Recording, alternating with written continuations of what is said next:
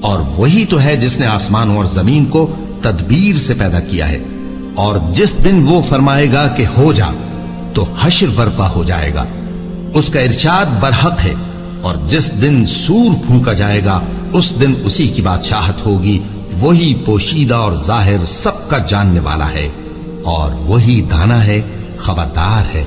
اور وہ وقت بھی یاد کرنے کے لائق ہے جب ابراہیم نے اپنے باپ آزر سے کہا تھا، تم کیا بتوں کو معبود بناتے ہو؟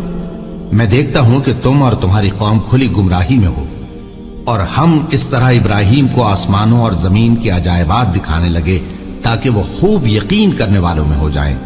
یعنی جب رات نے ان کو پردہ تاریکی سے ڈھانپ لیا تو آسمان میں ایک ستارہ نظر پڑا، کہنے لگے یہ میرا پروردگار ہے۔ جب وہ غائب ہو گیا تو کہنے لگے کہ مجھے غائب ہو جانے والے تو پسند نہیں۔ پھر جب چاند کو دیکھا کہ چمک رہا ہے تو کہنے لگے یہ میرا پروردگار ہے۔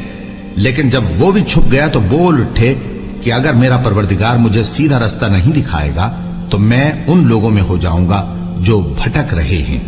پھر جب سورج کو دیکھا کہ جگمگا رہا ہے تو کہنے لگے میرا پروردگار یہ ہے، یہ سب سے بڑا ہے۔ مگر جب وہ بھی غروب ہو گیا تو کہنے لگے لوگو، جن چیزوں کو تم اللہ کا شریک بناتے ہو میں ان سے بیزار ہوں۔ میں نے سب سے یکسو ہو کر اپنے آپ کو اسی ذات کی طرف متوجہ کیا جس نے آسمانوں اور زمین کو پیدا کیا ہے، اور میں مشرکوں میں سے نہیں ہوں۔ اور ان کی قوم ان سے بحث کرنے لگی تو انہوں نے کہا کہ تم مجھ سے اللہ کے بارے میں کیا بحث کرتے ہو؟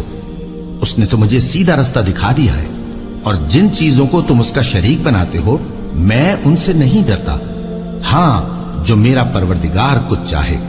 میرا پروردگار اپنے علم سے ہر چیز کا احاطہ کیے ہوئے ہے۔ کیا تم خیال نہیں کرتے؟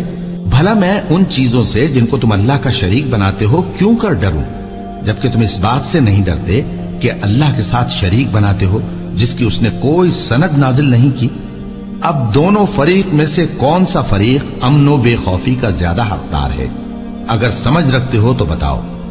جو لوگ ایمان لائے اور انہوں نے اپنے ایمان کو شرک کے ظلم سے ملوث نہیں کیا، ان کے لیے امن و بے خوفی ہے، اور وہی ہدایت پانے والے ہیں۔